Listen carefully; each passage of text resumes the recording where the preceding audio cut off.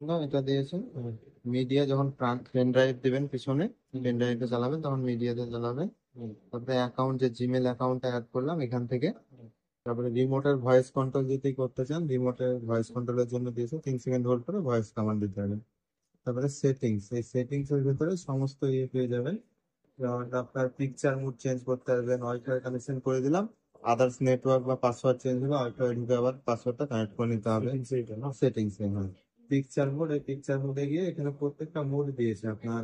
Game mode, তারপরে sports mode, এভাবে mode দিয়ে দিয়েছে। মানে আগের মতো কন্ট্রাস্ট 100, কালার 100 এরকম চেঞ্জের দরকার নেই। জাস্ট মোডটা চেঞ্জ করে দিলে সেট আপ পুরো চেঞ্জ হয়ে যাবে। যখন যেরকম তো কি আমাদের মুভিটা আলাদা কালার দেখি তো লালচে ভাব হবে, যাতে আপনার চোখের এফেক্টটা না পড়ে, চোখের ক্ষতি না হয়। মানে স্ট্যান্ডার্ড আমি রেখে দিচ্ছি, আপনার প্রয়োজন হলে আপনি চেঞ্জ করে দেখতে পারেন। ঠিক আছে। তারপরে এর ভেতরে আপনার সাউন্ড মোড পেয়ে যাবেন। তারপরে ব্লুটুথ আছে, আপনার ধরেন সাউন্ড সিস্টেম কিছু কানেক্ট করবেন, ব্লুটুথ থেকে কানেক্ট করে নিতে পারবেন। আপনি এখন যেমন জিও এটা আছে, ইনপুটে গিয়ে এভিটা, যে কম্পোজিট আছে এখানে সিলেক্ট করে দিলে এভিটা সিলেক্ট হয়ে যাবে, তখন আপনার এই বক্স থেকে চালু হয়ে যাবে। ঠিক আছে। কেবলটা বলছি, কেবল কানেকশন এখান থেকে চালু হয়ে যাবে। তারপরে এটা বুঝবো এভিতে। তারপরে এটা উপর নিচ ডান দিক বাঁ দিক, মাঝেরটা ওকে, এটা ব্যাক, এটা নেটওয়ার্ক, এটা হচ্ছে হোম। ধরেন সমস্ত অ্যাপস, ইন্টারনেটের হোম পেজ এটা।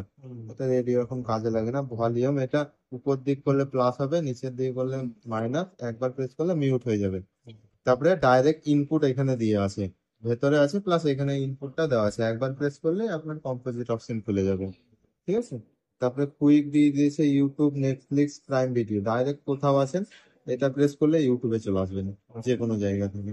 আচ্ছা, ইউটিউবে যাওয়ার পরে এবার আপনি ফোনে যেভাবে ইউজ করেন, হ্যাঁ ডাইরেক্ট দিয়েছে, হ্যাঁ চলে যাবে। Same process. এবার ইউটিউবে ঢোকার পর যেমন আপনার ফোনে